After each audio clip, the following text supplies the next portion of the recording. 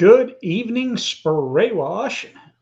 Ray is gonna ran off for just a second. He'll be right back. We're gonna do some talking about some different things. Gonna start off talking a little bit about is it time to raise your prices?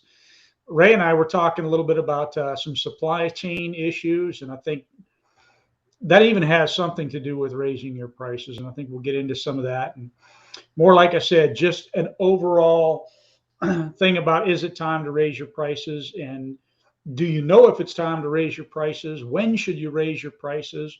So we'll kind of get into a full discussion. I will say this. One of the things that, that's Ray Ray's thing right there. And it always makes me feel smaller when he's got all the guns in the background because, I think I like guns, but I don't have as many of those types. I'm more of I'm an old 6-shooter guy and I got an old 30-30. I like the old stuff, but man, I can't help it. I look at some of them guns and I feel like my penis is shrinking. I used to do the cowboy action shooting, and I still have several. I got a nice old 30-30 and then several clones, Colt clones, and some really. I got one that was really nice that whenever I did, that was my character gun that I would go and play with, and I enjoyed the shit out of the cowboy action shooting. I have a holster. I've got a single 645 that I absolutely love that gun. I assume you were talking about the guns. So what's that? I said I walked in. I assume you were talking about the guns. So yeah. Oh, definitely. Doug, you should feel that way. I don't know what that is. Say that. Hold on, Brittany. What? No. All right, we got JT Foster in the house pinging it up. Wild West is in here. Facebook user. I think it's funny because last weekend Scott was still he's registered with StreamYard and everything, and he still comes through as Facebook user. Could be because we have him blocked. Yeah, that'd probably be a good reason. Yeah. Anyhow, kidding. Ozzy Oz is in the house. I don't know what you mean by this, Wild West. Doug, you should feel that way. Maybe feel that way. Maybe it's you shouldn't feel that way. I don't know. Those are all prop guns. No idea what y'all talking about back there. Yes, they were all lost in the boating accident. Every single gun I have. Yep. What boating accident? The one I'm going to have next week when you try to ban my guns. The jack wagons. The sad part is whenever I've seen the ineptitude of the government, it's the last thing in the world I'm scared about at this point is ATF. I mean, they've screwed everything else up so horribly. Yep. Bye, buddy. I love you so much. So that was Rocket City. I'm with you. Stay wave. Here goes Finn. He's going home. Bye-bye, Mr. Finn. I don't think they can see. You gotta get right here. Here we go, buddy. All right. There he is. There's my boy. You gotta grow up and not do that. Hey, childish. Well, not just Doug. You're worldwide life. Hi, world. Bye. Bye. Love you. So anyway, so you and I were talking earlier, Doug, and it's been, just the crazy day of usual. So Tanya got a little ill and a little stomach buggy kind of thing, and she's all back. And then Finn got sick, and protocols at school, as I was telling you before we started, protocols at school. Now the kid goes to the nurse and says, "Hey, I'm sick." They don't let him back in. So, Finn has now had a COVID test, flu test, strep test, and they figured out it was a sore throat and nothing, hardcore. But he still can't go to school. He couldn't go back to school, so I got to hang out with him from about 3 o'clock on this afternoon, which was enjoyable because I've been plugging it, hitting it hard, and I haven't, taken a day off in quite a minute. So I was like, heck, I'm going to go take him to the museum and hang out a little bit, and I can answer the phone when I'm there and still be working. So. Mm-hmm. And this kind of plays in a little bit to what we were talking about before, as far as the raising of the prices thing, where I can't remember which one it was, where I was talking about, getting those phone calls from people all the time that, man, I'm just so busy. And, I need to hire and not wanting to hire and all those kinds of things. Mm-hmm. And raising your prices is going to fall into that some. But yeah, it is. We actually we lost an employee this weekend. And just not even going to get into it because I never know who's going to hear this thing on rebroadcast. So I hate to embarrass somebody, but you understand a lot of people's life. You reach out to these people and you try to fix them, you try to help them, you try to make them part of the family, and they might be part of the family. Sometimes whenever you become a big enough student of human behavior and you really start thinking about it, you realize that people's lives are that way that they are for a reason. And they choose it to be that way. Exactly. I mean, this is a young man, 25 years old, making probably $21 an hour, best job he's ever had. And he literally did a no call, no show because he and his wife have now decided to skedaddle, to move. Yeah. He and his 3 kids and his pregnant wife, who's due literally any day now, have decided to move. The funniest part about that, thinking about it, is that you work for a company that's pretty big. And so depending on where he's moving to, he might have had opportunities elsewhere. Exactly. I mean, that was the thing that I was telling him. And I said, so you did a no call, no show, and so I've got to handle the appropriate situations there. I said, but, we are literally, I think we're in all 50 states, if not all 50 states, darn close to it, and could get you pretty good job wherever you're at, most likely at your current pay rate. I don't know this. I don't want to say that 100%. Mm-hmm.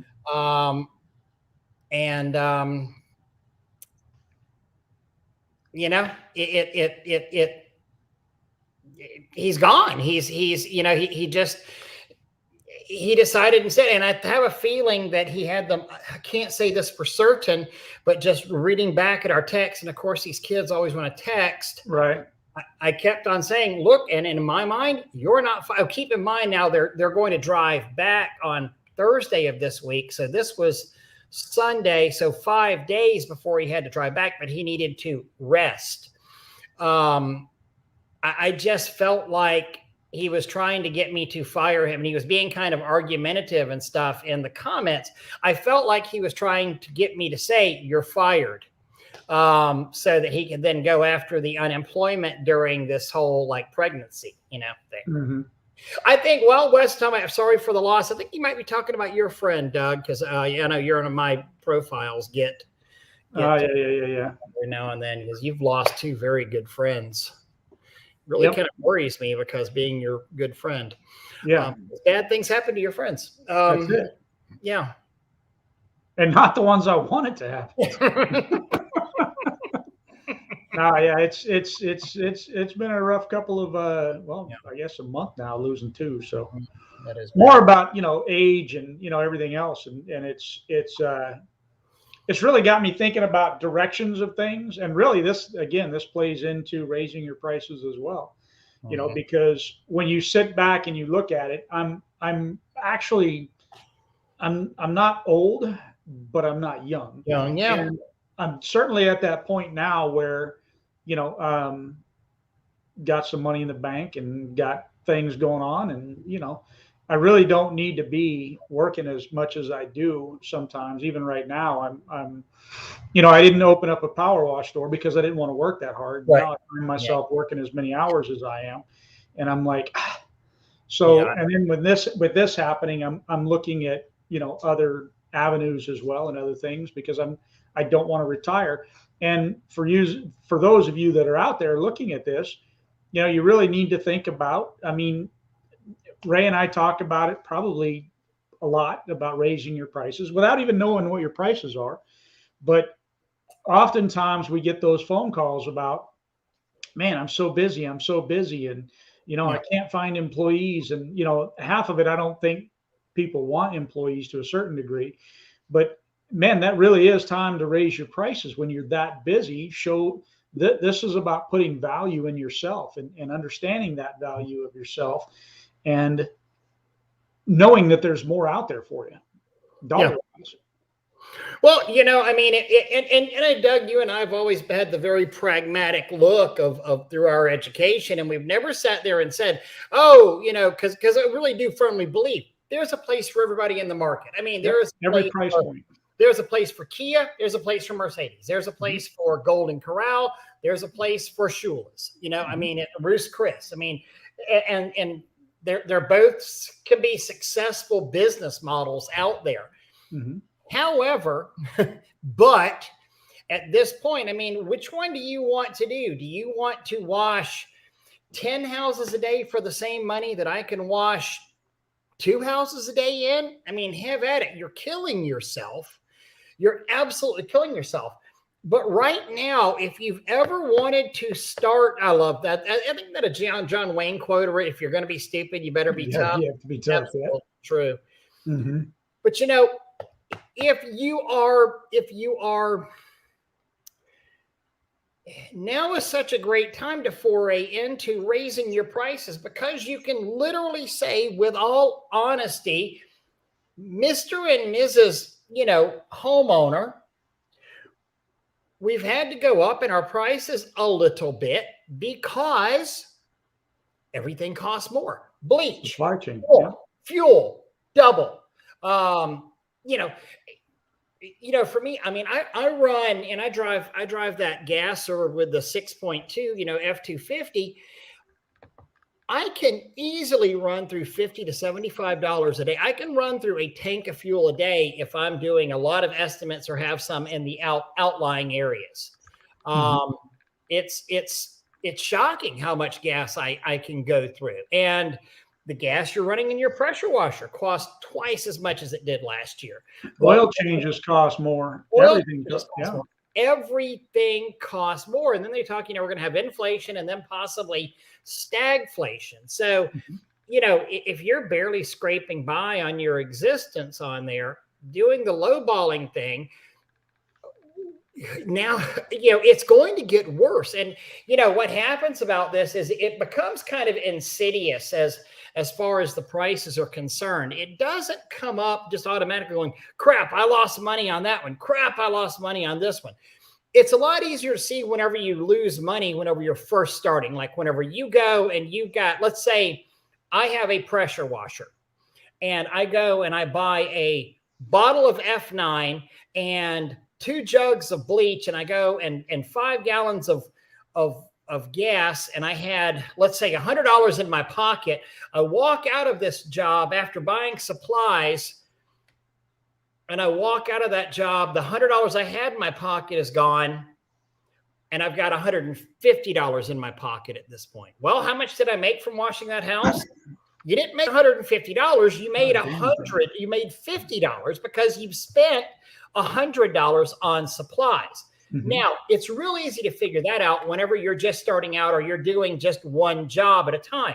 But now you start adding the insurance on there and you start getting the layers and the compounding. And, you know, I've got gas from this job. I mean, I don't buy bleach per job. I don't buy F9 products. You buy it in bulk. You got to break it out per job. All part of the, you know, it stays at the office and we pull it out and it goes back on the shelf. So everything blends in. But at times like this, if you're not keeping up on your costs, you can really start to lose a lot of money out there. The busier you get, if your prices aren't profitable, you're really setting yourself up for failure, because then at the end of the month, whenever you want to stroke yourself out a $4,000 paycheck, there's not $4,000 in that account. You want to know something I just had a thought about, Ray? What's so that? I think, and look, y'all can take me however you want to. Take me with a grain of salt or get upset with me for saying it or whatever you want to do. I don't really care, to be honest with you. I mean, I care. I think Ray and I care about you, and that's part of why we do this. But the thought that just crossed my mind is that most of the guys that are constantly complaining about the lowballers, they're the ones that really need to raise their prices. They're the ones that are sitting in that. Yeah. I think there's a bubble. I think there's a pocket right there between the lowballing hack and the guy that's making it, if you would. And right there in the middle is that guy that has to complain about the lowballer, because that's the guy that needs to see his value and raise. I don't want to steal an idea from somebody, but I think it was Bobby Walker that I was having the conversation with, and it was like we were having a similar thing like this, and he laughed and he said, he literally made some people mad because you had like the $150 guy who was complaining about the $99 guy in a room full of, $250 guys. And it's like, dude, realize you're not the low baller. You're the next to the low baller. And you're right there. You're right. I mean, it's like, the thought that pops in my mind, and it's it's like, well, you're a dirty whore. Well, no, I'm not a dirty whore. I wash at least once a day. It's like you can't really complain about the low price guy whenever you're really not. You're just a barely taller than a no price guy. Well, that's the thing. I mean, for me, I guess the way I look at it is if you're continuously looking at that low price guy, and if he's continually aggravating you, I guess would be part of it, then you should really look at why is it that he's aggravating me? Okay. Mm-hmm. Why is it that low ball guy is always on my mind? Why is it that when I see his sign, it pisses me off? Right. I think if you look at this business or virtually any business, restaurant, like you say, Ruth's Chris or McDonald's, right? If you look at any business realistically, that there's somebody that just wants that $1 hamburger. And then there's somebody that wants that $5 burger, and there's somebody that wants that $50 burger, and there's all these different price points in between.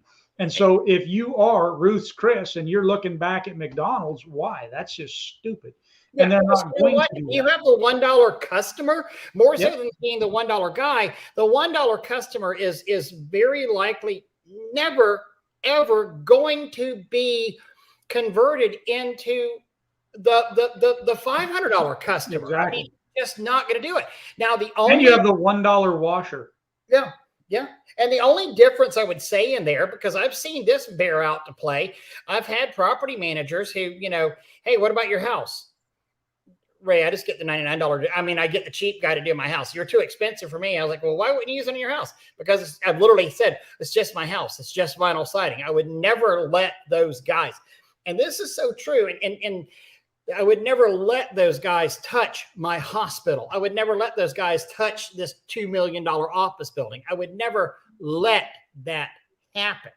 And I see bigger names in here and guys that have been doing this. They were saying, my price is my price and I don't care. And that you understand, new guys that are watching this or lower guys that are watching this winds up the ones that are established in the business. I mean, I get Gene O'Neill. Gene O'Neill isn't caring about Mark Rhodes. He's not caring about, these $99 guys in their markets. They don't care because it's not their competition, not their worry.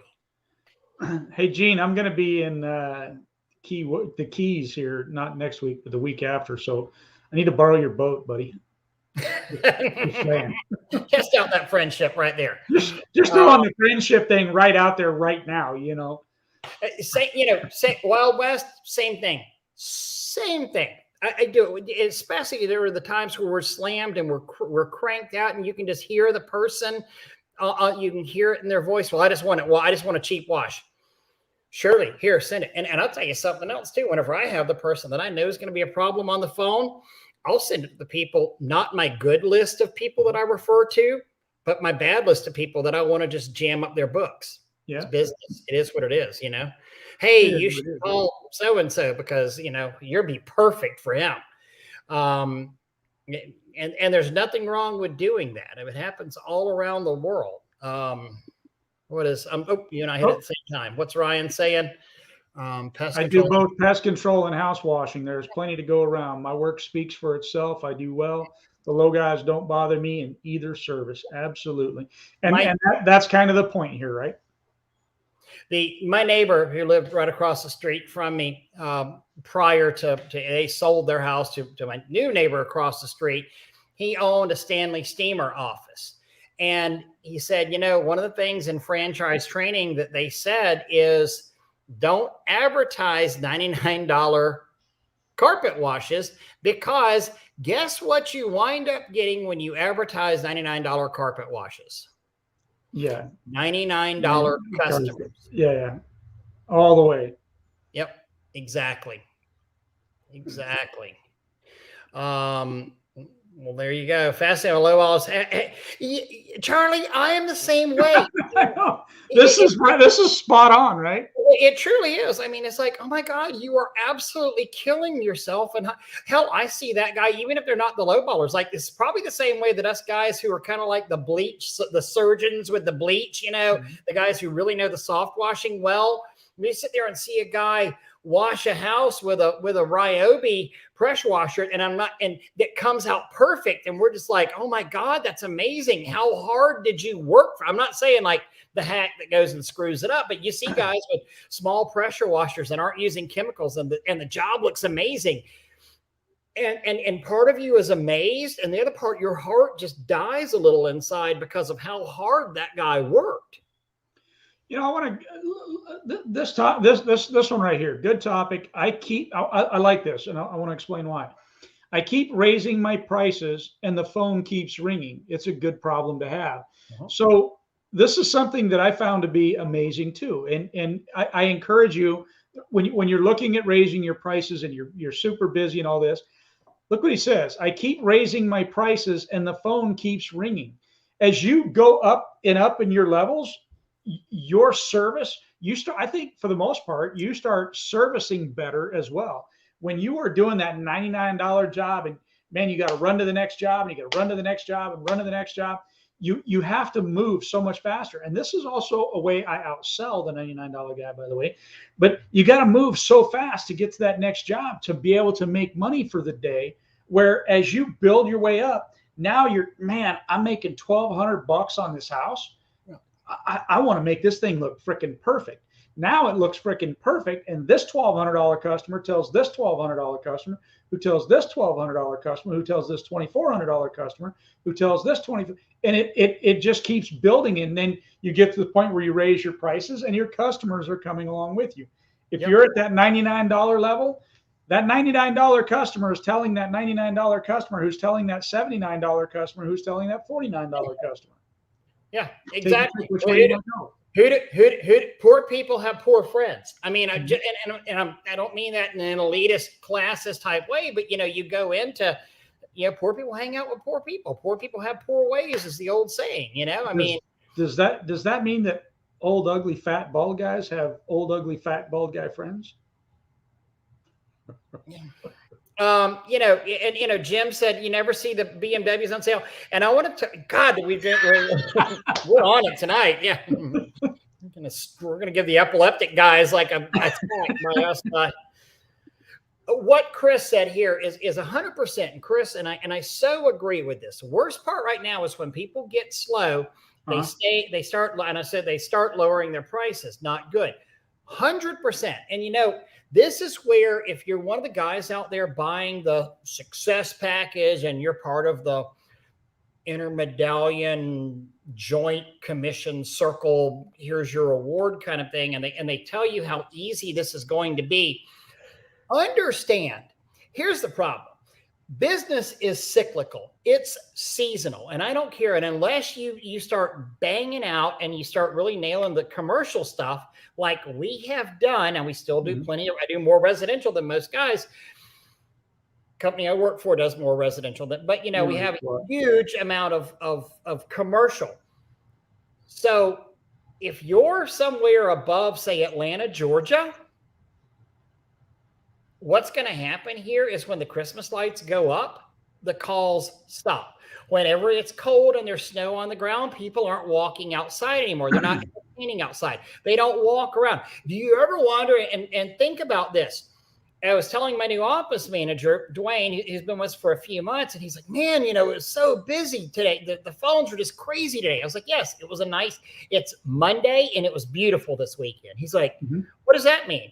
I said, because it was Monday and it was beautiful this weekend. That's what I mean. We've got the fall. People are at their houses. People are walking around. They're doing stuff outdoors where it's been so blazing hot. 85s, 90s, they finally in August and September, screw it, I'm not even going outside anymore.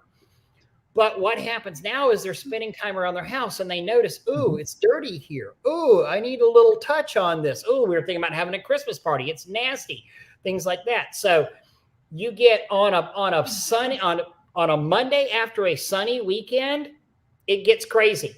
Now, conversely, if it rained all weekend, phones will be dead on a Monday. If it was overcast and nasty and people weren't spending time outside. One of the things that I'll encourage y'all to do too, especially as we get to this time of year where those of you that are in the climates where you can work virtually year round or getting to close to working year round, is start budgeting your time a little bit. And I would do this throughout the year. And what I mean by this a little bit is that I find like this time of year, you get a lot of people, oh, I need to have my house washed before Halloween. Oh, I need to have my house washed before Christmas. Oh, think about all of those special holidays where people want, and maybe only book yourself 4 days a week or 3 days a week in preparation of those, especially right before college kids come back to, go back to school, because all the dormitories that they're going to want to have clean and all that. So if you book yourself out completely, you can't take care of those clients, and you can make more money off of them too. Hey, yeah, I can fit you in, but here's where it is. And you charge a little bit extra. So throw those into the budgets. That can help you. That's not necessarily raising your price, but it's helping getting your revenue up there. I want to bounce to what Gene said. He said, and I do too. I mean, you understand the phone shuts down. So, what do I need to do to generate more business? Oh, I'm slower. I need to do stuff cheaper. So this is like Gene's response to what we were talking about with Chris, because it gets cyclical and then it starts to get slow. So they lower their prices. I understand the mentality. The problem is they don't have the right mentality to start with. And I'm not saying, I'm saying what their mentality is, it's wrong, but I get what they're doing. It's kind of like, and Gene will get this, if I wanted to catch a cobia right now, if I wanted to, me being on the Gulf Coast of Florida, and I said, damn it, I am going to go catch a cobia tomorrow. I'm going to, I'm going to go, have them put the boat in. I'm going to go out.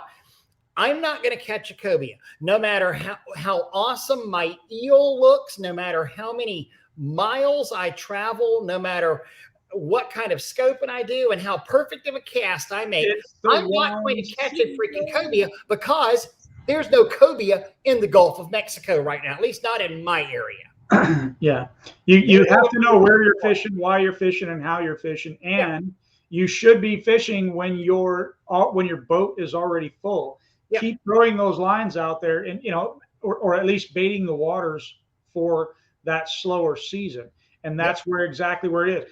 That's one of the reasons Ray and I are always saying, answer the damn phone, right? Even during the busy season, if you can't physically do it yourself because you're washing and you're working and all that kind of thing, great, hire somebody, because what it costs you to hire that person is less than the loss of all the jobs that what you're losing in your Google. Don't turn your Google. You might cut back on your market spend, but don't go and turn your AdWords off. Don't turn your Facebook ads off. I mean, if that's what your marketing thing is, cut it back to $5 a day or something, and not even if you're closed. But don't just stop it, because it's not going to last forever. I love what Wild West said. My last call said, if you do it cheaper, I can get you more business. Told her it's a bad business plan to go cheap on future business that may not come. 100%, great. Instead of losing, I'm losing $10 on every job, but I'm making it up in volume. No, thanks. No, you're not. I mean, that's. I don't want to do that. Well, I mean, again, you make it up in volume. You lose 10 on 100 jobs. No, I mean, it's a horrible idea right there. Yeah. You're racing yourself to the bottom, and that's never a good thing bottom, to do. But again, this is where we're talking about, hell, we're getting side cut again here, off. We always do. But this is so true. I mean, everything is cyclical. And if you go out here and you're buying these packages and just thinking everything's amazing and good and easy, understand, I mean, there was years that I hardly did a job between, Thanksgiving to hell, mid-January, whenever I was just doing residential. That's one of the things that the gurus aren't necessarily telling you about. They're making it sound all nice, simple, easy, and the phone's always going to ring. But, I learned, I'm more than happy to share this. I learned it real hard whenever I was first starting out. There was a neighborhood and my mind wasn't right yet. This would have been 9 years ago. And it had gotten kind of slow, it was like, yeah, I need some stuff. And I want to say it was February, and it was a real simple neighborhood. I could do all these houses by myself. They were 1,400 to 1,700 square foot houses. I went over there and made flyers for the neighborhood and actually I made a coupon for it and stapled it to our brochure.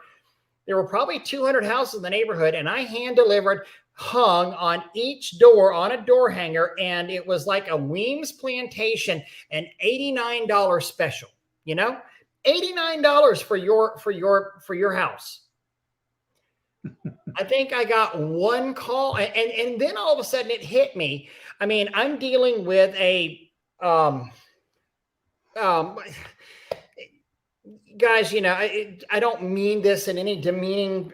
I'm dealing with a poor neighborhood. Not that it's a super poor neighborhood, but I'm dealing with a poor, lower scale neighborhood in a nice. You'd be surprised that they'll spend money. These are. It's in February. They've got Christmas bills coming in. You could give it away for $20, $25 a pop, and they're probably still not going to do it. And it was a classic mistake that I thought that I made, going, well, if I just lower my prices, I'll get more business in. No, because money's tight in this neighborhood. And I don't mean anything to say bad about this neighborhood whatsoever. And I'm not saying, oh, you don't have money, you're not as good as I am. Don't mean it like that. I'm just talking about the business principles of customers you're targeting out there. And if they don't have it, they don't have it. And those are the kind of customers that don't have it in February. Hey, Jacob, just so you know, I did send that off. I'm waiting to hear back. That's why I haven't responded to you. So just so you know, I haven't forgot about you. Anyhow. Carlos had made Jacob's just babbling about something. I know, he always is. Carlos actually said something smart. Damn it, did it again, huh? Hiring person will leverage your model to keep your pricing robust versus conceding to a low ticket just to put money in your pocket. Yeah. And at the same time, I get it. Hey, sometimes we do what we have to do. And I remember those days whenever I had bills. I mean, I didn't have bills. I had Williams. They were so important. Mm-hmm. They weren't as bills. And I had, bills versus business. And you did what you had to do.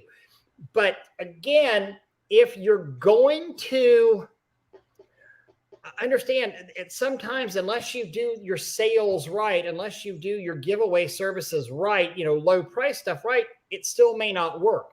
And this is part of where it's cyclical. And like Gene, I'm assuming Gene is busy as hell right now. Bobby Walker, busy. A lot of guys in Central Florida, their slow time is actually the summer. They start getting busy at the end of the summer when the snowbirds start coming back to the area, the people that are the transient folks that come down. I'm trying to do something here. Sorry, my mind is. Pressure Wash Punk. Oh my God, I feel honored that they're actually watching us. I love there you go. Buy a tax deductible guru course, become a millionaire, and a secret society. They're the real entrepreneurs. Did we ever figure out who that was? I have no idea who that is. But you got us smiling. I got to tell you, if y'all have not checked out this channel, you got to. This channel is absolutely amazing. Go subscribe, watch his videos. They are freaking amazing. I love them, and hats off to you, sir. I love it. I absolutely love it. You got to reach out. At least let us know who you are. I think that'd be fun too. But promise not to tell. But it doesn't matter either way. I think it's funny. I think it's cool. And look at that. Look at that. So hold on. Gene's secret marketing plan. Gene O'Neill's secret marketing plan is just because he quoted you the job, you know? Absolutely.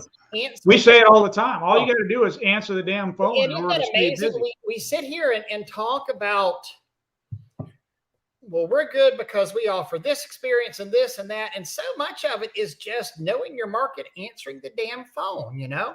Well, I think I told you, and I think I said it last week. There's a guy in our market that I cannot wrap my head around him. And my head wants to boom, just explode because he has signs out everywhere. He spent all kinds of time, money, and effort.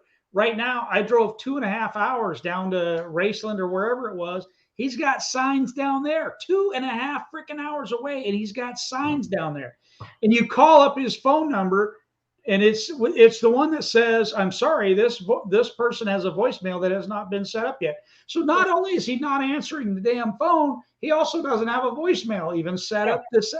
I mean, why did you waste all your time, money, and effort to go and put out all these signs to not answer your phone? I'm sure he's very busy and he's got plenty of beer money, but to me, the stupidity of that is you've now pissed off people. I mean, they're not going to call you. It's annoying as hell. I mean, it is what it is, you know. That's a good thing there too. Yeah. Awesome! I can't if wait. They've got lots of trees and stuff. Hey man, it's a great time during fall to get to go after them for their rain gutter cleanouts and all that. And you know, and I'm not saying at all that you know, you're going to just starve in November, December, because depending on where you are, you may not. And depending on how you develop your marketing plan, you may not.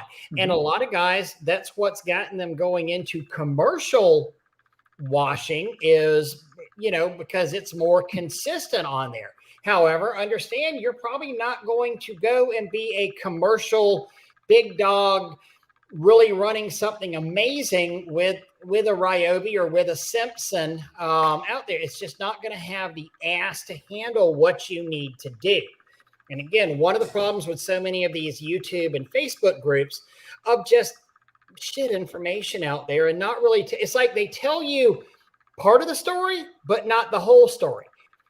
However, that's also because they don't know the whole story. Watching that and joining that because they still assume that there is an easy button or there is some kind of magic bullet, and there's not a magic bullet out there. There's just not, you know, there's lots of different kind of bullets and different bullets have fit in different guns and there's different, you know, purposes for those bullets, but there's not one all around magic bullet that's going to make your company successful, you know. And what's your idea of successful? Well, I know what mine is.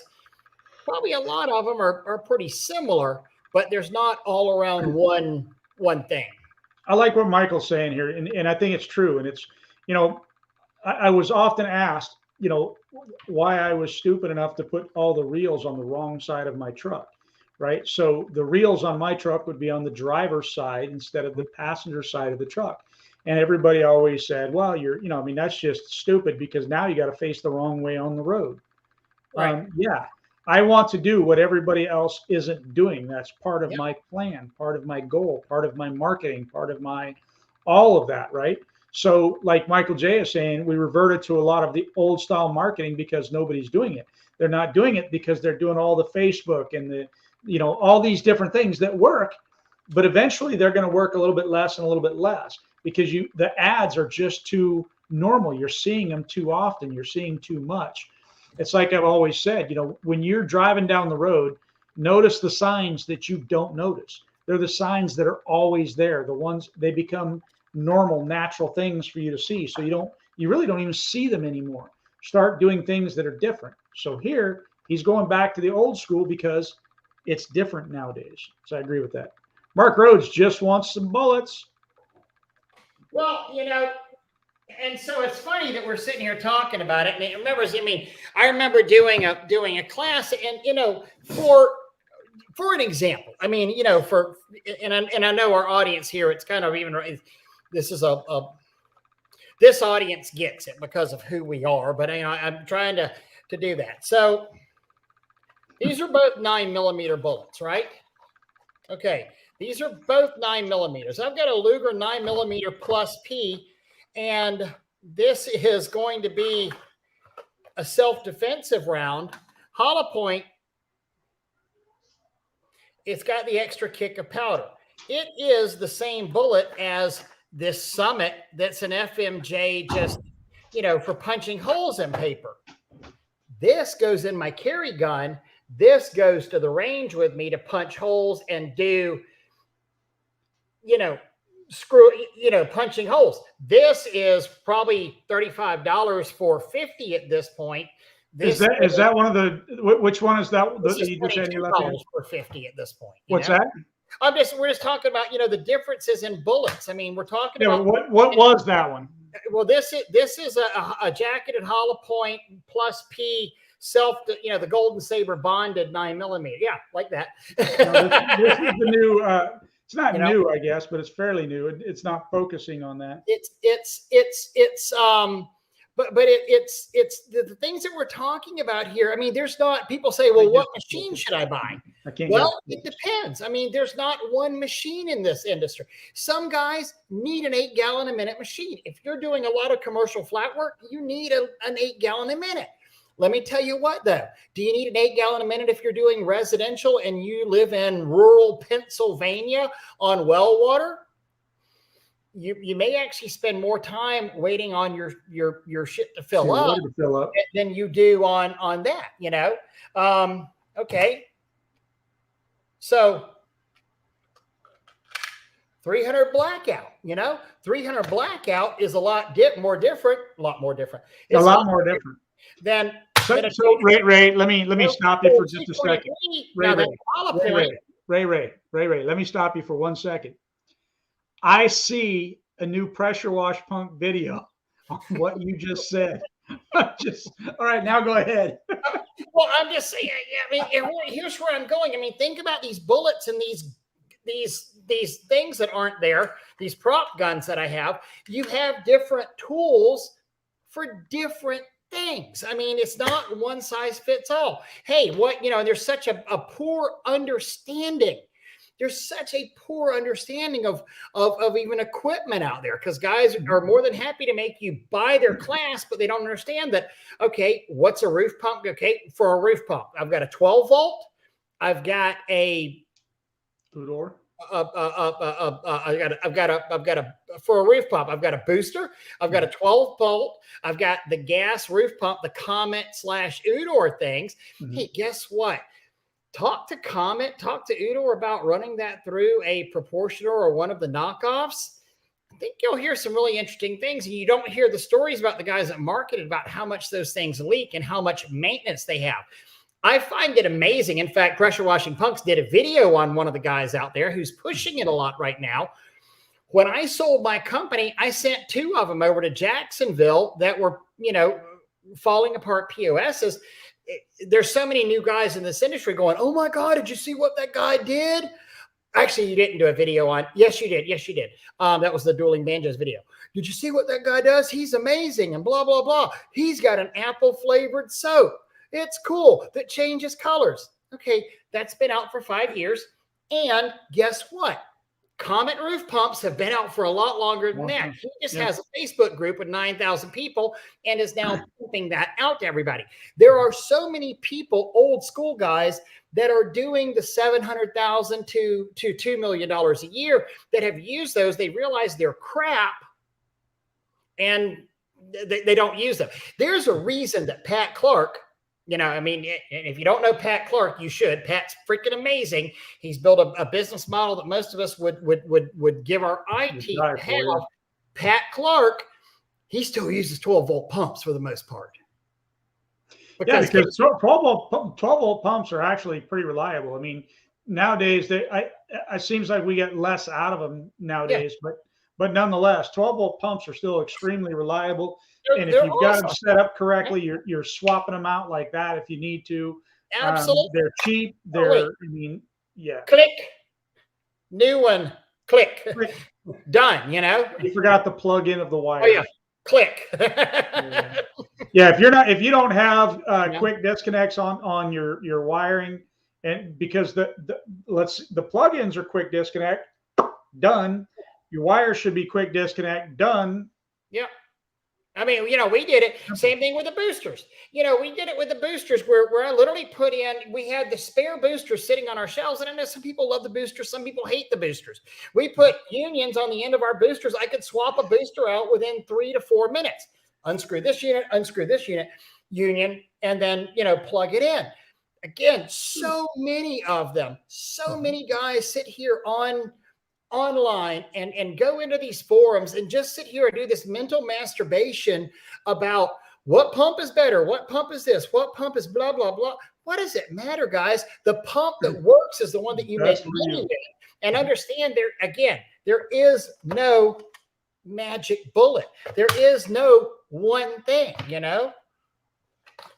I mean, this 308 right there, very special purpose gun. I mean, that beast over there in the corner, I'm not taking that guy out to the range and plinking, not with these 250 a piece things and the freaking recoil that thing even has with the butt spring in it.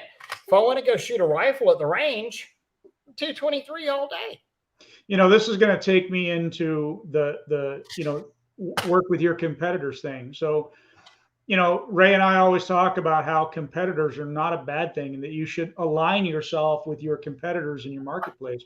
Well, imagine this. If you have a competitor that uses a booster pump and you don't, you just downstream, you guys should offer to work with each other for one day. So go and work with him and his equipment for a day, wearing his shirts and his, be a represent his company for that day and learn his way and his process.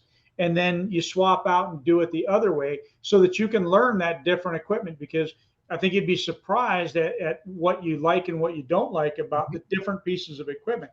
I think a lot of guys talk smack about different pieces of equipment. Brenda Farley and I were talking today a little bit about, this whole, she brought up that post today about hydrogen peroxide. Yeah.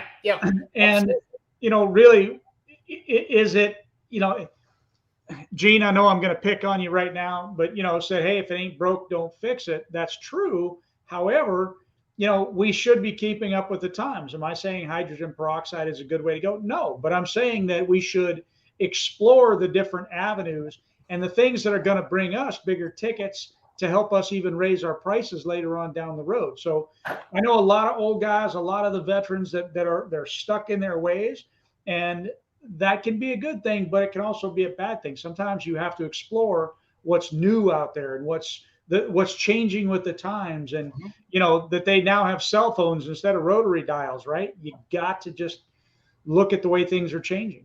I mean, we used to treat infections with leeches. Life does change. If we can cure the industry. We should always have our ear to the ground for new technologies and better, easier, safer things to use. But we also should not. We should not, be willing to sit there and there's one guy that was real bad about spamming all the groups. Oh, hydrogen peroxide is the best thing in the world. Oh my God, you got to do this. You got to do that.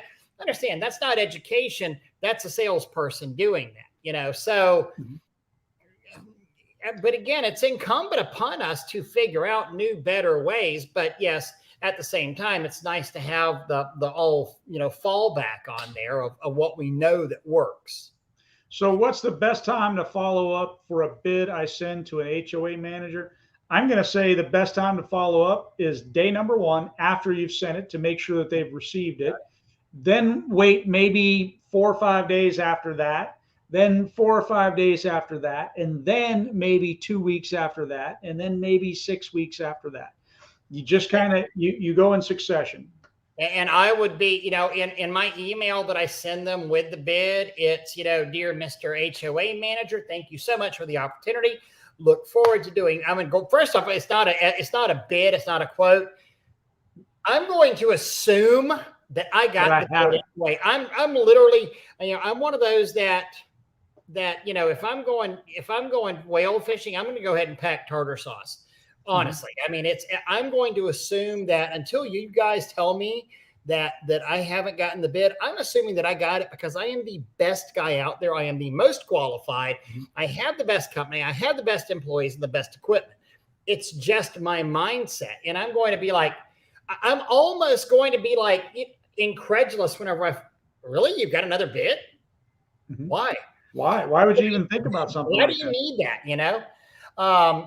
But, you know, I mean, because you know that they're going to be lower than we are, but we're going to do the best job. I mean, we're probably not the lowest, but you understand we're probably not the lowest, you know, but I have my workers' comp. I have this experience. I have letters of recommendations from this person, this person, this person. I've washed, you know, 17 houses this summer in your neighborhood, et cetera, et cetera, et cetera. I'm also going to be telling them in my follow-up email to them, I will be following up with you next Tuesday, October 27th. I'm not from my calendar, you know, to see how I can be a further assistance to you.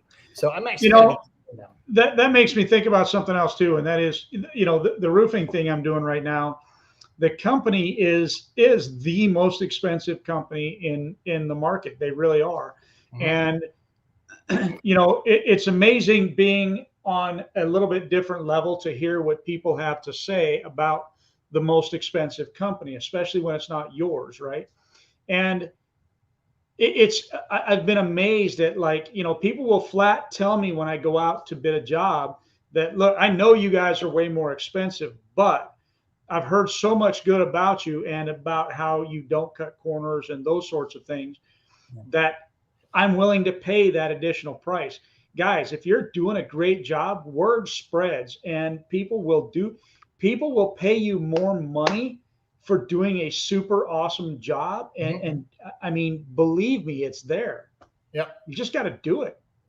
So I want to get, before this thing gets too far in the comments, MTH, what he's talking about for any new guys out there, got the wrap done, driving to every Lowe's, Home Depot to hang out, 100%. What we had talked about there is one of the best places you can go troll for business. Put your wrapped vehicle in the Home Depot / Lowe's parking lot, right by the rental corral where people are bringing back pressure washers.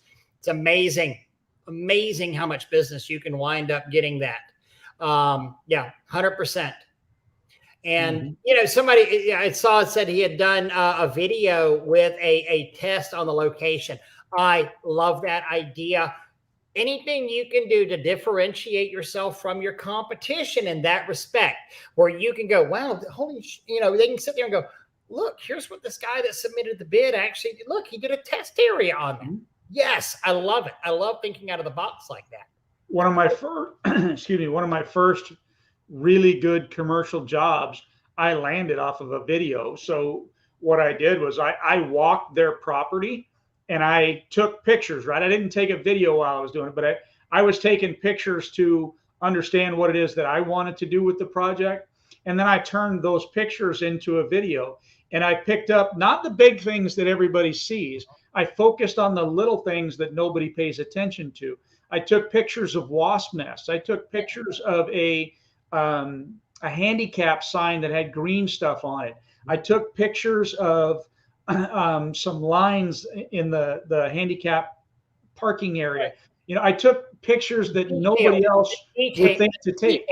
Yeah, it's the details. Yeah, and that was part of my sales pitch to them, was that, you know, everybody sees the dirty building, but we go beyond what our eyes go beyond the dirty building. Right. We go to the little nitpicky stuff like this, and this is why we cost. It's real easy to see. You know, one of the things you can tell them is it's real easy to see the green, but whenever I get rid of that green, what your residents are going to notice at that point are the lines in the lot, the dirty signs, because the building wasp nests, the mud daubers, the rust stains. That's what they're going to wind up noticing.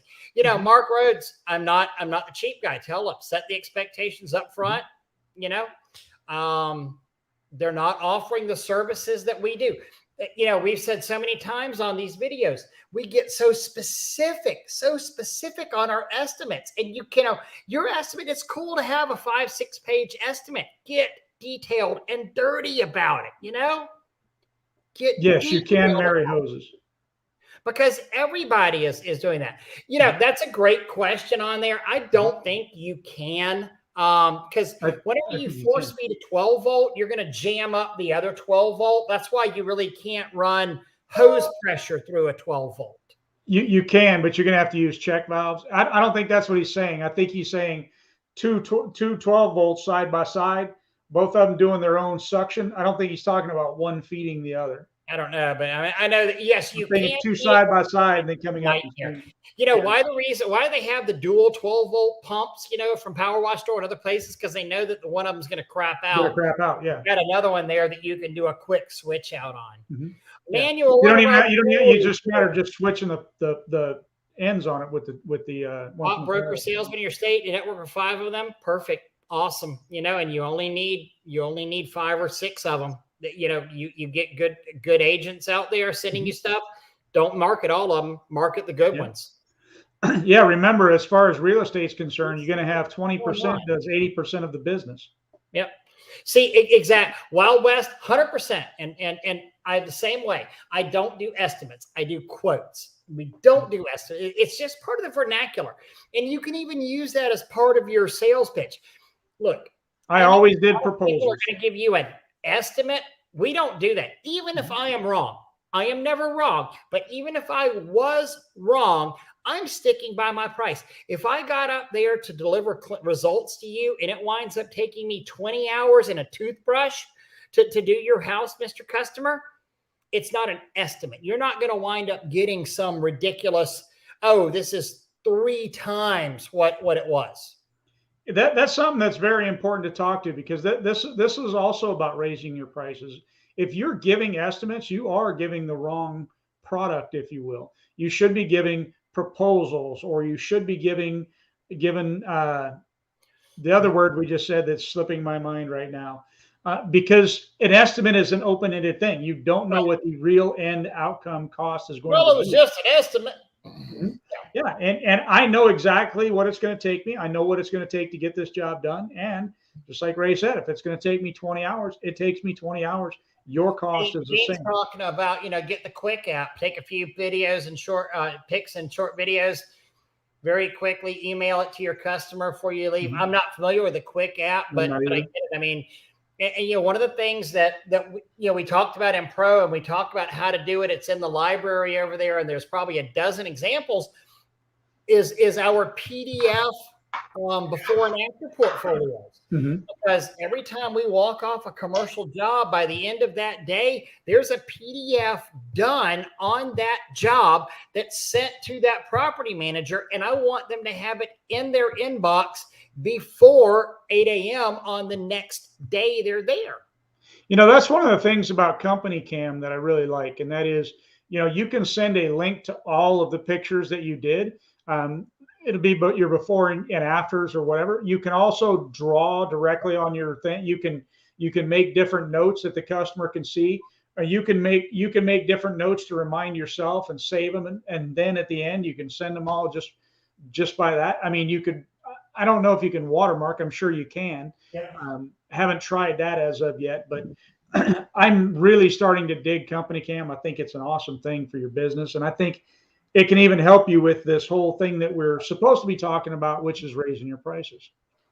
Absolutely. I need to unlearn estimate. Yep. Yeah. I need to unlearn estimate. Lots of luck. What a day. I need to unlearn quote. Literally walking through this nursing home wondering if I will be open tomorrow. What you got going on there, MTH?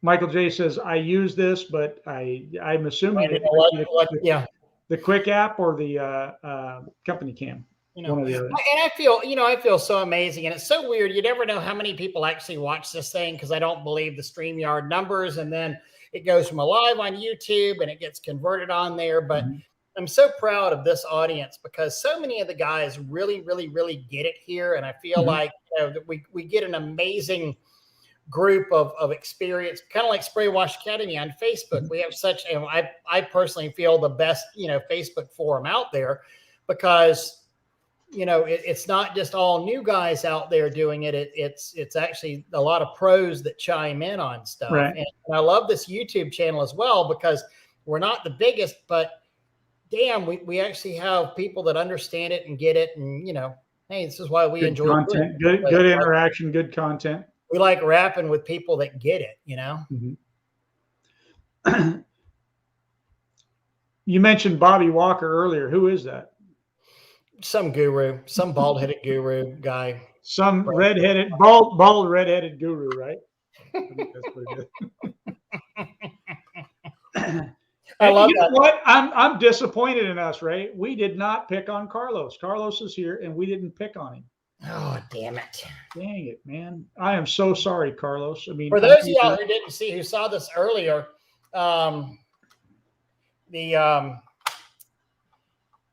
Carlos saw Carlos making a comment. Carlos is one of the smarter guys in the industry you'll ever see. He is the manufacturer, creator, distributor, everything of EBC, environmental bio cleaner. Very, very, very good guy. And the reason we don't pick on Carlos, he's not bald. He's good looking. He's not fat. He's not. He's the exact opposite of me. Yeah. I gotta disagree with you. Bobby Walker is the most horrible person in the world. I wish he was watching. He's so sucky. It's not even so he can hear me say that. But no, Bobby is. There's two guys out here that are the YouTube people that I like, and I say it I say it frequently. But Jason Guyman and Bobby Walker, and I both. I'm proud to call them friends, and I think they actually have the right thing in mind and want to see people succeed, and they're not a bunch of bullshit artists. So because full disclosure, I pick on Bobby, but we talk probably 4 times a week or so. I talk to Doug more than anybody else, and then I talk to Bobby. He's a close third or so of my friends list. So it's God, I hate it when that happens, when that just goes right out your head. Oh no, the deal with like Bobby Walker and Guyman is that it's people that are just being real and keeping it real and not. Is Bobby actually signed on here under God? Because that would be quite funny. Who's that? If that were Bobby? YouTube punk, you too. I'm wondering if Bobby's actually signed up under here as God. So. That could be, because of his comment. That could be. Yeah, that very well could be. Yeah. And Jason, Jason is down to, and talk about, the YouTube gurus and stuff. Absolutely. Jason is genuine, down to earth. Great. He really is. He's not one of these, you can make $100 million, blah, blah, blah. I mean, Jason knows his market, and I've seen some of Jason's polling and stuff that he's done, and his guys aren't sitting here going, I'm going to make hundreds of thousands. I mean, the people that follow him, they're very, very pragmatic. And, I'd like to make an extra $40,000 a year. And I so appreciate that mentality. I mean, my God, you want to do stuff the right way, and you just want to do something to better yourselves, and you don't want to leave your job, and you want to actually just do a little something extra for a hell of a good job. God bless you. I love it. I love it. Wild West, I'll go on this one. You clicked one and I clicked one. I think I win. That's right. Bobby said he'd kick my butt if it didn't have that K bar on my side. I just laughed at him. Look, that's because some of us just get so passionate in this industry, right? I mean, it's true. And so sometimes we just got to say what we got to say and try to get it out there. But I don't know which one you clicked on, Ray. I don't know. I have no idea. I'm just still laughing at Bobby Walker and laughing at the irony of Bobby calling himself God. Yeah, Bobby. I like what Jacob said about Bobby's going to rock a clean wife beater. I don't think Bobby owns a clean wife beater. Really don't. So Yeah. MTH, my ball is 100 billion solo while batch mixing in a 35-gallon tank. I believe it to be inarguably true. Honestly, what we're talking about, I mean, it's so true. Some of these guys give such unrealistic numbers out there, and so many of the people, and I will say this, you and I have both run high 6, 7-figure companies. We know what it's like. I have inside information about a lot of these guys out there, and just practically speaking, you can look at people's equipment and understand what it actually, because after doing it, you understand what it takes. And let's be realistic. You're only going to get 250. Maybe if you've got shit dialed in, you might be at $300,000 per truck or trailer on there. If somebody's rocking, but most likely 200 to 250 a truck. Yeah.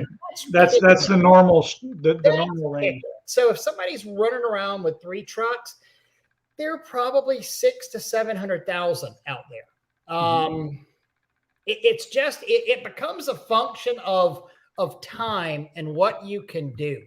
And I'm not going to ever sit there and call somebody a bald liar, because I don't know. I may not be in their situation, but I've seen enough people. I've coached enough people. I've helped enough people, and I've been influenced by enough people to understand the realities of this business. And that's one of the reasons I like to say, when people talk bad about their competitors or say, oh, but they do this or they do that, or they don't do this or they don't do that, or, they don't have workers' comp or, whatever. I discourage that, because you don't know unless you've been in their business. And even though you may know certain things at certain times, it may not always hold true. I know certain things about competitors in my market, and I will use those as leverage to my favor, certainly. But as time goes on, things do change. So I try not to use any of that negative stuff in any of my marketing or any of my. I know a lot of things about the coaches and the gurus and the class sellers out here in the market, and I'm going to have enough class to not sit here and say it. But yeah, I mean, same thing. Barry, I got to give a shout out to Barry Shields. Barry's here. Barry, I hope you're out there just killing it on a good commercial job tonight. Barry's one of those guys we've watched enter the industry and just rocking it. And he's one of the greatest guys in the industry. Had some life changes, and he's headed in the right direction. And Barry's one of them people I love to see. Absolutely. Equipment does mean everything. It 100% does. I mean, I go in and again, I only hang out in Spray Wash Academy on Facebook. I don't really comment that much anymore because I get some negative repercussions and everything. And I've been kicked out of a lot of the groups for, I don't know why. I'm just nice, little, sweet, innocent me. And it might be because I tell people they're idiots. But you just tell them the truth, and they don't like. Yeah, I tell them the truth. People don't like to hear the truth. But equipment means everything, and it really does. And at the same time, it doesn't, because I'm a big believer in using what you have and don't putting yourself into debt. Sure. You also don't outkick your coverage. I mean, don't go, because I've gotten the garage bids where. The property manager met me and said, Ray, we didn't accept your bid. We accepted this bid that was a third of yours. And the guy showed up with a pull behind pressure washer. And so he was talking about a portable unit, 50 foot of garden hose and a swirling tip. He was talking about a turbo nozzle. He's like, by the time this guy would have gotten done with this garage 6 months later, he would have had to start over again. He'd have never made a dime. And part of that is the problem of these groups that are, not everybody gets to fly the space shuttle whenever. You cannot do everything in the world. Whenever you're sitting here, just don't fall into it. You need to have the right equipment. You need to have the right things to do what you're going after. Understand? I mean, I see it all the time in these groups. This was my original thought. These guys go in, they're going, well, my Simpson won't pull from my tote tank that I have. I have a 250-gallon tote tank on a single axle trailer. Wait a minute. That also weighs, you've overloaded that trailer already. You're right. Your Simpson won't pull from that tote tank because direct drive machines aren't designed to pull. They're designed to be fed, Create a little suction. This is so true too. The Facebook groups are full of misinformation. They absolutely are. You really have to vet the information that you get. And it's not only that, but as we say, I mean, some of it's not even misinformation. Some of it is regional information. And you have to take those pieces and figure out which is which, because it's some of it is misinformation, some of it's just a regional thing. Yeah, I showed Bobby said it was one of the keynote speakers, so I asked we get a new keynote speaker. 100%. I showed up at one, and Bobby was the MC, and I was like, wow, these people have no standards whatsoever. Yeah. They are scraping the bottom of the barrel.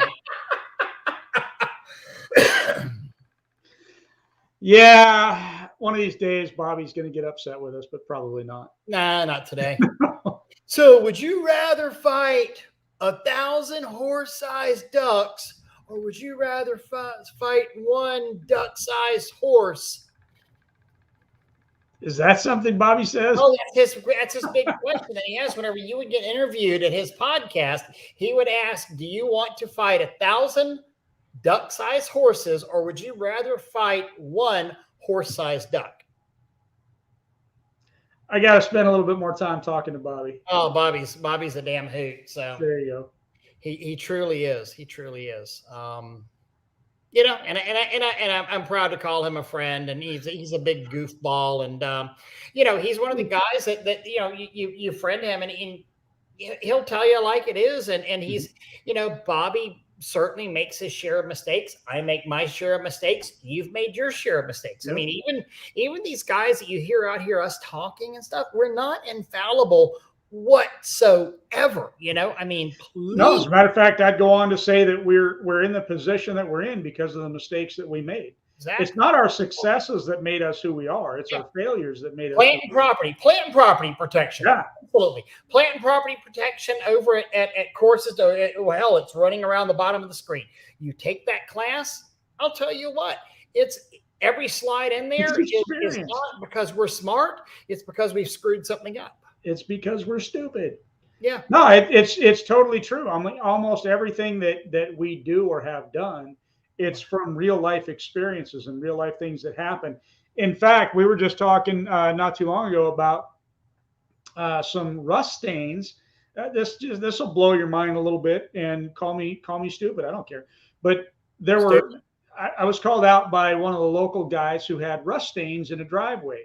And he's like, you know, I'm being accused of putting these rust stains in the driveway from doing the roof cleaning, and they had underground rain gutters. Okay, great. I go out and I look at it, and I'm thinking, yeah, there's no way this is from you, but here's how I would handle the situation. Okay. Then there's a couple of posts from local guys. One of them says, man, it just seems like I got a lot of salt in left over from this patio wash. There was all kinds of salt left over. And then another guy posts same thing, where he did a driveway and there was all this salt left over, and he was just kind of surprised. Then it followed up with another guy saying, hey, you know what? I got accused of rusting up a driveway. It had underground rain gutters, and I know for a fact that the rust wasn't there before we started. And so, you know, something that I would have originally thought, there's no way that you could have this happen. Okay. All of this comes from experience and thinking about how it is, what it is, why it is, and how to prevent or fix an issue. Well, start thinking about that. You got all this extra salt. You got both of these particular jobs were, I mean, this is something I'd never seen or heard of before. Both of them with underground rain gutters, right? So, I mean, all I can do is theorize, and I theorize that the excess salt that they were using when they were making the bleach, and all of this is in the ground where we have a lot of iron, and now it's created something where the rainwater comes up, goes across the driveway, and yeah, maybe you did cause that. And you know what? If you're not rinsing and you're post-treating heavy with stuff, I mean, it's very, very possible, Doug. It makes sense. And I wanted to give a shout out to a lot of guys who may not be. I see BB Herndon's watching. Follow BB Herndon on Facebook. BB is one of my favorite guys. We don't see each other. He's in Spray Wash Academy, but he's also a moderator of another group. Homeboy is killing it. He reminds me of me. He's awesome. 6, 7 years ago. He's a grinder. He gets out there and he does it. And he has more hair. People, if you're a newer guy and you say, Doug and Ray are a little bit too cerebral, kind of up here on the equipment thing. BB is rocking it, and I appreciate him, and he is freaking amazing. So I appreciate him, and I like him. So BB, why don't you come on a show with us? Yeah, I'd love to have BB on one night. I would, BB, think about that. I'd love to have you on one night. Mm-hmm. So Manuel, he's one of our pro members. What minimum equipment would you recommend for a parking garage? I guess it's also, you're going to have to start and qualify the size of that parking garage. Size of the parking garage. Also, what your water access to the parking garage. There's a lot. Let me give you all an example. I did a video of this the other day in Pro, probably about a month ago. And now this is a garage that I do every year. Now that I've sold my company and I have the Crystal Clean trucks in there, which are all, two Crystal Clean trucks are on International 515 CV. They're and with custom beds on the top of it. It was a 7'6" clearance in that garage, which we actually showed on that video to only be 7'3" in a couple of, actually 6.9 inches in a couple of areas. I couldn't even get those in there. So I went and I literally rented 4 pressure washers, 4 gallon a minute pressure washers. So I don't think you have to have the 8, but what you do have to have is the manpower to run those 4s and the access to water for it. So everything can be a little bit, but a lot of it has to deal with what's the whole situation around there, Manuel. I mean, it's not a one size fits all. It's not a question we can answer, and be able to give a correct answer right off. Preferably, if I had amazing drainage and if I had amazing water supply, I would let that mother rip with 3 8-gallon a minute. I heard my garden gnome mentioning something here. The only rusty thing I like is Ray. The garden gnome. That is one of my closest friends in the world, TJ Kaloff. So yeah. Jacob, oh wow, holy crap, Jacob is eating. Imagine that. Keeping up his figure. Face. I just had to go on a parking garage. That's a good point. Absolutely. So this is scary, Charlie, right there. There's a YouTube guy selling classes, or guru selling classes, that promotes 2 totes and a bunch of equipment with excessive weight on a single axle trailer. Yeah. Agree. You know what else there was, Charlie? There was a guy. The wooden. Let's go back to the wooden one. In fact, our buddy, Punks here makes videos of him recently, but he was just sitting here talking about a $12,000 gutter cleaning that he had, and he had 3 employees up there with no safety harnesses out there. Now, again, keep in mind that you, as an owner operator or a relative of the company, can get up and tap dance naked across the roof with no protective equipment, no PPE whatsoever. And I think it affects your bottom line, because people aren't, people see that and they know that it's not the right thing. That may not have to do with what Ray and unless those people are all his nephews, which I'm sure conveniently it will be at some video, because Jackass likes to come on here and make comments on these videos, but still, you're looking at a $12,500 fine per infraction on OSHA. How many of us could handle a $12,000, $500 fine for not wearing PPE? The company that bought my company did $1.2 million last month. Those fines would kick our ass as well. Absolutely. Look, I'm going to disagree with you, Punk. I really, really am. Those trailers run part-time. He'll get a couple of years out of them. No, he won't, because when they sit, they just rust. They fall apart. You know that. Come on, man. You know better than that. TJ, I just finished up my Garrison Brothers. I love you. I was thinking about you earlier. So I noticed that I didn't get the Garrison brothers. I'm just saying. Oh, he gave me the Garrison brothers, but yeah. So, but PWP literally had a video talking about $12,000 gutter cleanout job. They're all traipsing around there like roof apes, and nobody has a safety harness on. Which again, I'm not going to sit here and because God knows I've been in so many bad places without a safety harness. No, we've all done things wrong. Having an employee, when you have an employee, you better sit there. And especially if you're saying, I am training I'm training people by my class, you better start talking about OSHA. You better start talking about safety, and you better have people understanding that, safety is not just a good idea. It's the freaking law. And if you want a really good one, and again, I don't know who Pressure Washing Punk is, I'm going to go ahead and give this out there. The best video I've ever seen is him out there saying an abandoned building. He's going out to an abandoned building and doing some testing on there. And basically what he's doing is, to his audience of however many thousand people it is, he's encouraging criminal trespass. He goes out to an abandoned building, which he's looking in the windows and going, oh, wait, there's furniture in there. It's okay. I pass by this building every day. I'm going to go ahead and wash the outside of it. Do you know what kind of liability you're encouraging people to incur if you just go out and start randomly washing freaking buildings? But the incredible stupidity there. This is stupid. That's that kind of stupid, Yeah. Off the charts. And water weight, so understand, like, one of the things that we talk about in plant and property, I'll give a freebie here on there is 1.25 pounds of salt per gallon of SH, of 12.5 SH. So yeah, do the math on that one. We at the plant and property class, we actually use a true salt content ratio, if you would.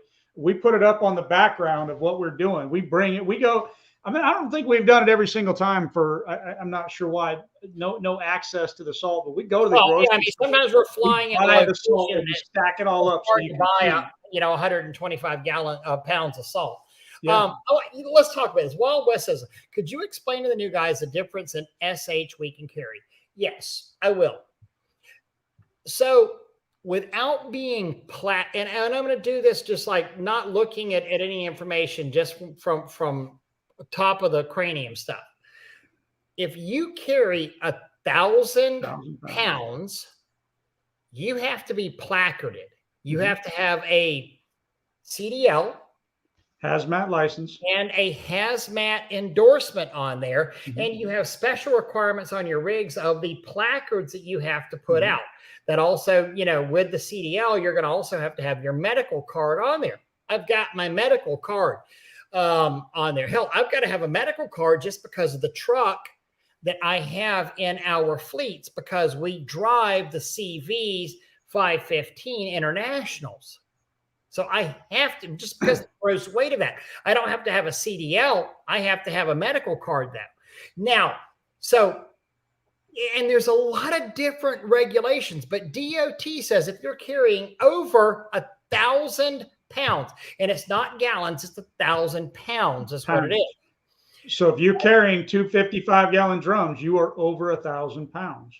Also understand too that by the truest letter of the law, DOT does not care if that is a 1% house mix or a 12.5% solid SH. To them, it's all the same. You're carrying a solution of SH. So and this is why you have everything labeled on your truck. Better have it all labeled. Everything becomes the worst thing on your truck. Yep, absolutely. Absolutely it is. And so most guys just sitting there carrying around a tote of house mix are in violation. Okay. So first, so there's the big thing. If you really want to be technical, and within the laws, and if you go into the material, actually, honestly, if you go into the materials of trade, there is some debate. Gene O'Neill, I don't know if he's still listening or not, there is some debate that you shouldn't be carrying more than 8 gallons of SH. Right. And there's a difference between materials of trade and MSDS. But true FDOT or DOT regulations have the materials of trade. Feel free to look it up. MOT. It says you're not allowed to carry more than 8 gallons of SH. Yeah, and then the MSDS sheets are really more about your employees than they, and then where you're carrying them and how you're carrying. Well, and also, first off, we know that Wild West is old school because he said MSDS, and technically it's an SDS. SDS now. But you know what? You better have access to it. Now, again, I work for the largest washing company in the world. And one of the things that we were sitting here discussing is, hey, I need my SDS sheets. Here's what we did with spray wash. And he says, no, hand anybody this card with the scan code on here and you're fine. So we've literally got it where we can scan it to our phones and it's legal. And trust me, they know what's legal and not. So you can have just the like a barcode on your phone. Yeah. Oh, awesome. Yeah, they can. I'm not getting in there and discussing the legality. I mean, I was told this is what I do as an employee. I have always heard something different because what if you didn't have cell phone service? What if, blah, blah, blah. What if you had an accident? Do you need the everything there? I'm a hardcore believer in the sheets sitting. What I used to always do at spray wash is I had a binder with everything in the truck and it sat there in the driver's door is what either in the driver's door or on the center console right between right beside the seat, and I think that on the dashboard was also acceptable. But yeah, I mean, the guys that are carrying around, so if you carried 100 gallons out there and you figure it's not, I think if you carried 100 gallons by the strictest letter of, well, not by the strictest, by the loosest interpretation of the law, if you carried 100 gallons, you'd be okay. If you carried the strictest letter of the law, you're probably at 8 gallons, honestly. Now, that being said, I've had numerous DOT stops, FDOT stops, literally with 200-gallon tanks, and they've never said anything about that. They were looking at the cleanliness of the rig. They were just doing a random safety. Your attitude? They weren't my attitude. Did I have my safety triangles? Did I have my fire extinguisher? Did I have SDS sheets? Was I actually prepared, and did I actually know what I was hauling? Exactly. And I've been cited before for, even though I had 8 safety cones on the back of the truck, I was cited or warned at least because I did not have my reflective triangles. Why? Why, you ask? Because even though I had 8 safety cones on the back of it, they weren't DOT certified reflective cones. And understand, I mean, this is one of the little technical nuances that the guys don't bother to understand, explain. But there's a difference between an orange cone and then an orange cone that is 38 inches high that has the FDOT reflective markings on there. Huge. And then the triangles. Yes. And now you can use one of the FDOT cones that's reflective in place of a triangle, but you can't use a 30-inch cone that doesn't have a 7-foot cone that doesn't have a DOT. In place of a 12-inch triangle. Does it make sense? No. But you know what? It doesn't have to make sense. It's the law. Yeah. And go Brandon. Go Brandon. I didn't know what that meant. I don't watch the news. I don't watch the news, but so everybody's been mentioning this Brandon thing, and I'm like, what in the heck? So I finally looked it up on the internet, and I'm like, yeah, go Brandon. Let's go Brandon. That's it. Let's go Brandon. I saw the interview with that. I don't mean to change the subject, but I saw the interview with that where they were the lady was interviewing him, and you could clearly hear in the background that was not what was that wasn't good job, blah blah blah. Yeah. So MTH saying, whatever your rig's SH capacity is, does the tank capacity have to reflect that? I will be honest here, and I don't know. I think you need some markings and saying what that is on there. Yeah. Well, I don't think you have to. let me back up to that, because if the tank doesn't have 50 gallons in it, it doesn't have to say that it holds 50 gallons. But if you have a 50-gallon tank and you got 10 gallons of bleach in there, it needs to say that it's 10 gallons. And it's not just something that you write. The tanks are marked with their gallon capacity. So I think the answer to your question is yes, they do, because of the level. The guy is not going to say, oh, well, I think that's only a 50-gallon tank, so I think you're okay. He's going to say, I don't know what this tank is. I don't know what it's hauling. So you're probably over. And I he's think just going to be real smart to know, is that a 275 tote or is that a 250-gallon tote? Mm-hmm. And they have markings on them. All of them have markings on them that are, I'm going to say, I'll say legal, but that's not the right word to use. So definitely get something that is labeled, and not just something that you hand wrote on there. Yeah, this is 5 gallons. And as Charlie said, proportion or revolutionize the industry by not needing to batch mix any longer. Absolutely. And I understand And I can carry less bleach now. You can carry less bleach for the same thing. But, and again, I do want to point this out to guys that are still batch mixing. It doesn't matter if you're carrying around a house mix or 12.5 or 15%. It's all the same to them, it's all the same. It's the same. But also, technically, really and truly, you should not have, if you want to start splitting hairs here, you should not have more than a 100-gallon tank that bleach could go into. Because if you have a 275 tank that you're keeping house mix in, that's in violation, because the tank is too big for without being placarded or without being licensed. And think about how many shitty trailers and shitty mounting jobs and shitty everything there is out there. If Doug, going back to plant and property protection and where we started the academy, you and I always wanted to even though I'm saying we always wanted to get the pronouns out of it. And honestly, it's Monday.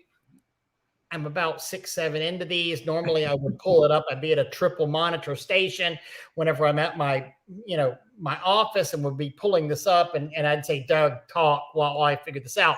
I'm on my laptop here at the house. So deal with it. But again, so much of the information. You're not slurring yet, so we're good. Bad out there. It's so much of the information is just piss poor and bad.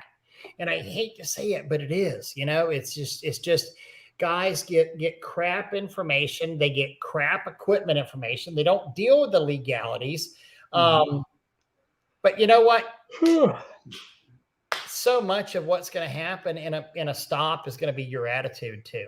Yeah, I think a lot of it has directly everything, and not just in a traffic stop, and everything you do in life. Your attitude directly affects the outcome of half of what happens to you in that moment.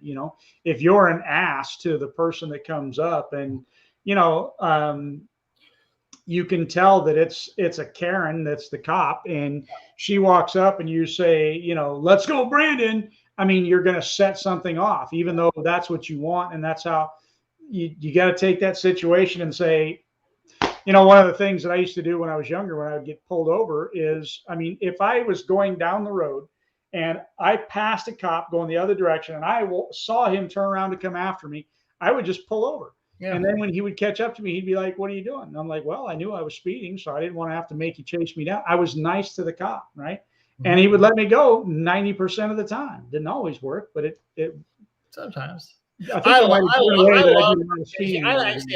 the squeegee line. Those guys are smart asses, and I love them. They're fun. They really are fun. Yeah, I don't know if you ever watched that or not, Doug, but they're kind of hardcore on there.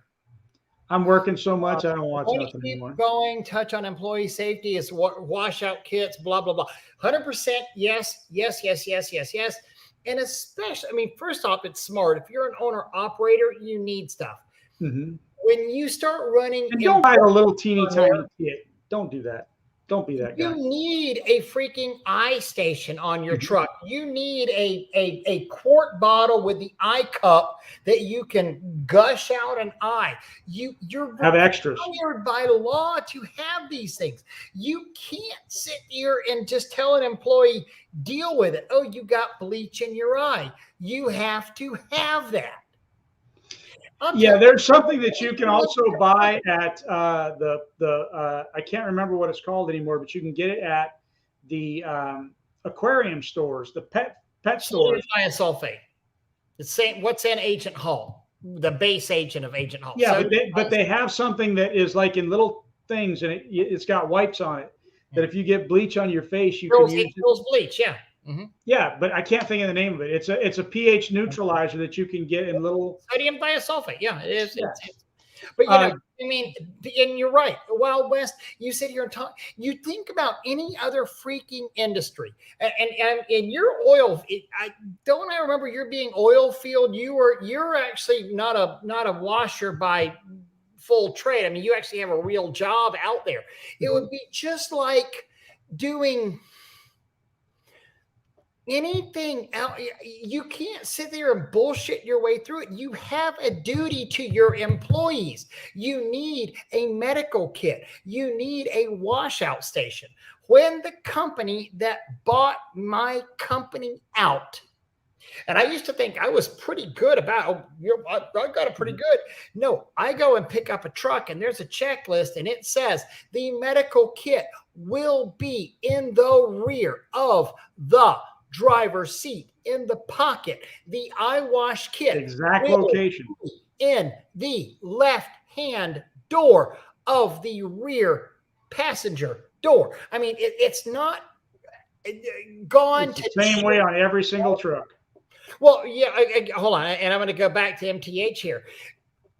SH kills organic materials that include your face. It also kills organic materials that include your lungs. It includes whatever you're inhaling those fumes up on a fucking roof, and you're not. And it's hot, and you're getting all the flash coming off. Membranes, you know. This is not kids. This is one of the things that pisses me off so bad about it's easy. You can do $100,000 a year and you're going to hire somebody and send them out. And I sent my guys out with because they do extensive training. PWP understands exactly what I'm saying out here, you know, but you're not protecting your guys. No, you're fucking with their lives is what you're doing. Now, you know, I think that's one of Ray and I's, both of us have that same pet peeve when we see guys out there. They're spraying on a hot roof and they're not wearing a respirator and they're taking pictures or doing videos and all this. And you're just like, man, the insanity of that, I just don't understand. I just don't get it, you know? Especially, I mean, you know, I've had to do that before without a respirator, you know, for whatever reason that it is. And man, my lungs just hurt afterwards. And it's like, it's insanity. MTH, I'll tell you this, every container, anything that you have with a fluid in there needs to have a label on it. If it's water, it needs to say non-potable water. If it's soap, it needs to say soap, if nothing else. I mean, it needs, if it's a pump up sprayer, my standard operating procedure is you take a piece of red tape, put it on there. There's Sharpies in every truck. What's in it? Is it degreaser? Is it SH? If you don't know, you better figure it out. You better stick your freaking finger in there and feel it and do the sniff test on there. But yeah, you need everything. Even if it's a pump-up sprayer, it needs to be labeled of what it is. Absolutely. And I was right about, I knew Wild West was in there in something like oil that. Industry. You mean a 4-gallon of cheap class isn't all we need? Yeah, I figure, you know, it's a great starter until you actually put you out of business. People's lives in your hand. And that's where it's a problem. And that's what I have a problem with, of putting people up on roofs. Say, I did a $12,000 gutter cleaning job with no guys with harnesses on there, because the average, you know, it was Bo just said, he says, the average jabroni sitting there on YouTube going, look how much money I can make doing this. Oh my God, he made $12,000 in one day cleaning out gutters. Yeah, but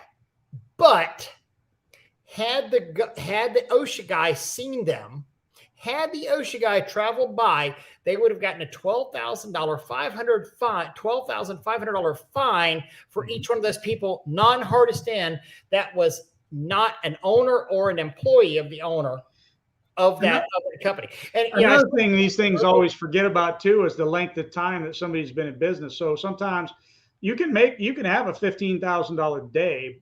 That's not going to be the new guy starting out. That's just, that's not a realistic thing to think that you're going to have that happen every single day or every single weekend.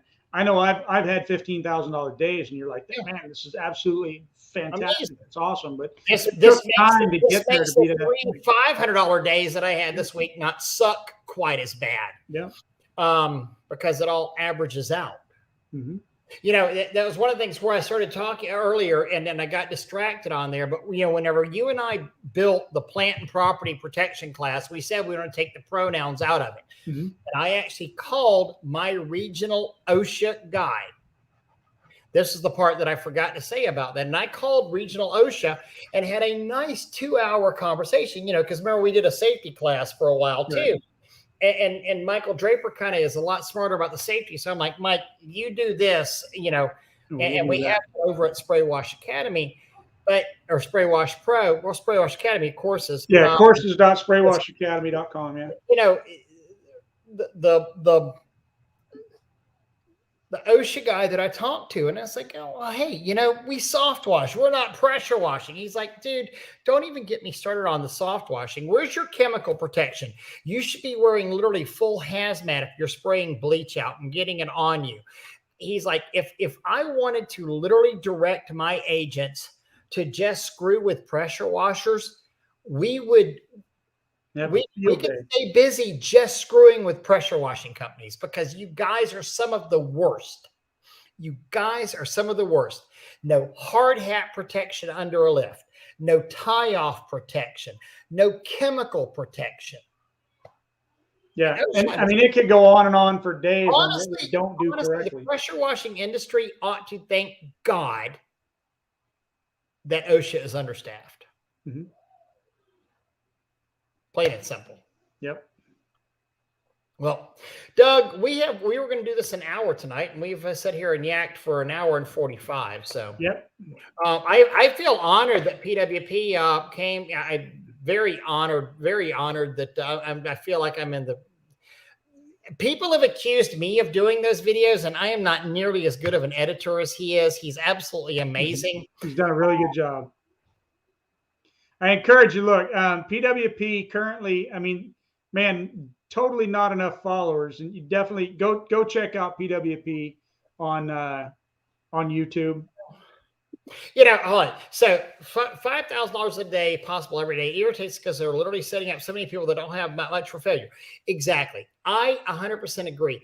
They're preying on the stupid. They're preying on the, and you know what? There are people, Doug and I have, and I don't know if you followed us or not. I mean, we've been doing this for a minute or so.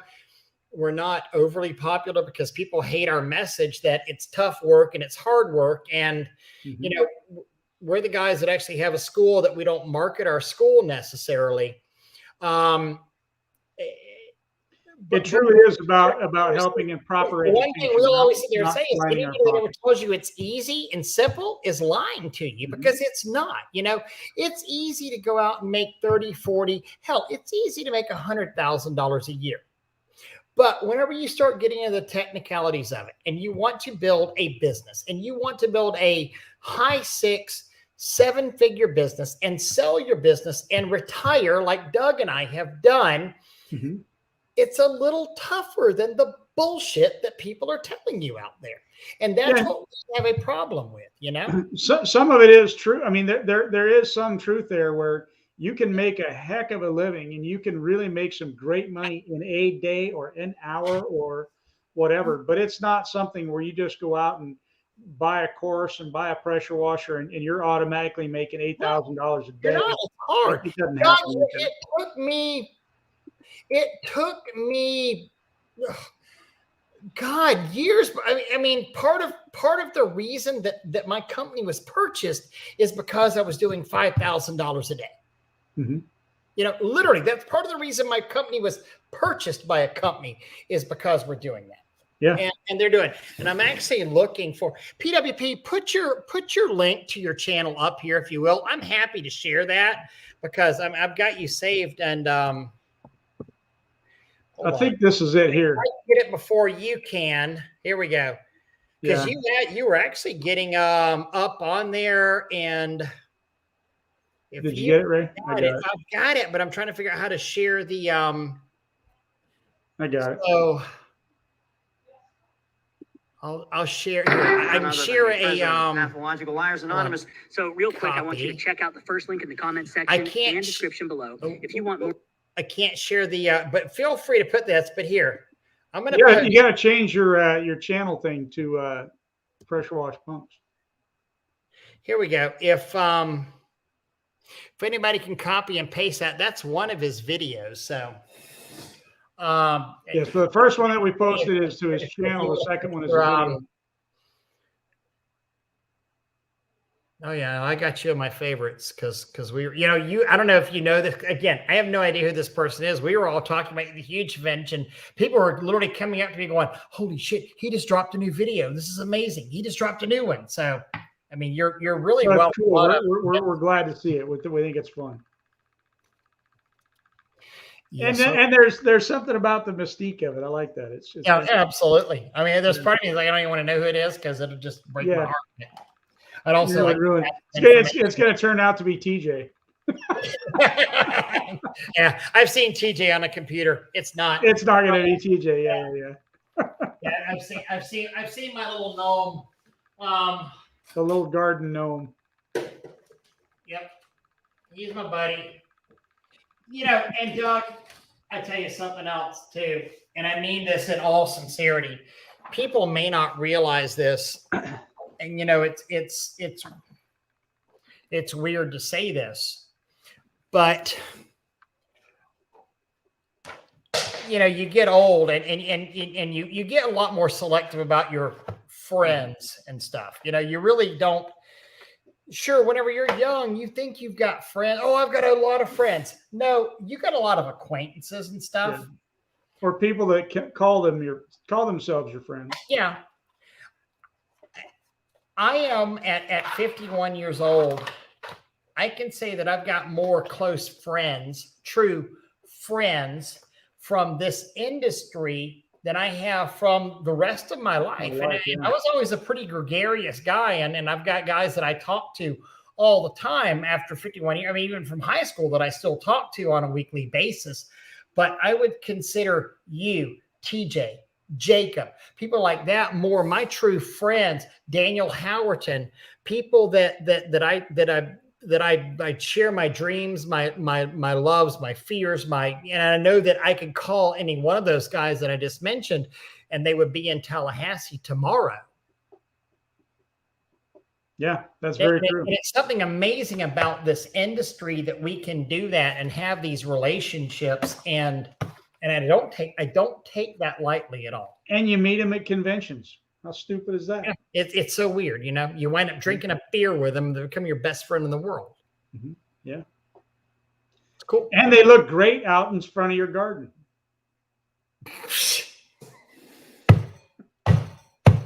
I actually bought a I hope TJ's not watching anymore, but I bought a garden gnome with an AR-15 that it's in my truck, and I've got to mail it to him.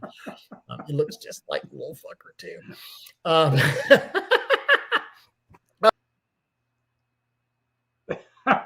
Well, I think he accidentally hit the I'm out of here button. I don't know how he did that, but yeah, that's what happens sometimes. But I think we were at the end of our time frame anyhow. So, hey, I know Ray would say it. I'll say it. Appreciate y'all, and y'all have a good night. We'll see you on Monday. stop, Doug. Doug, you there? Oh, wait. Oh, there I am. Still here. Sorry, I was sitting there. I was trying to hit Doug's or Josh's thing. Pumps holding pressure again. So yes, heading home. Awesome. I had hit the first. You know how when you hit the button, you got to hit end broadcast, then end broadcast. I hit the first end broadcast. Yep. Didn't make the second one. Well, so and you know, pumps on. What did Trevino? Jesus. Yeah. He's talking about checking out Pressure Washing Punk's YouTube. I'm trying to figure out that. I think that's actually Bobby. I think that's Bobby still just screwing around with this, making the names. Michael, we appreciate you so much. I love this. Killed off most of my acquaintances because they're worthless. Absolutely. Yeah, me too. Yeah. You know, the older I get, the see ya. Bye. You're done with me. I'm done with you. There you go. All right, Bubba. Good talking to you as always. Good chat, Rusty. I appreciate y'all, and this time we'll hit the end broadcast. Guys, you all hung around here this late. You're troopers. We appreciate you so much. God bless y'all. Take care. See you.